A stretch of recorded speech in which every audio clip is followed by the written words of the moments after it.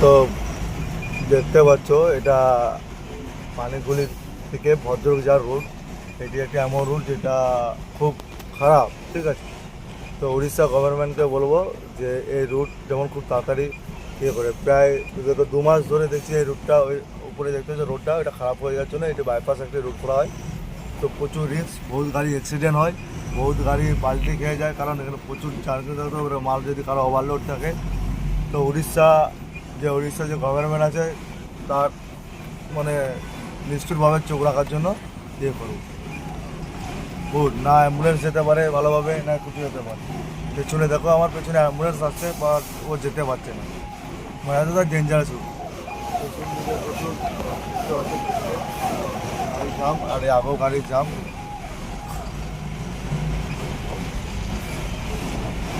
দেখেছো রাস্তা কিন্তু ন্যাশনাল হাইওয়ে, এইদিকে গভর্নমেন্ট টোল নিয়ে নিচ্ছে, টোল কেটে নিচ্ছে, সবই ঠিক আছে, কিন্তু রোড কোনো মতেই ঠিক করছে না। Orissa government, I request you.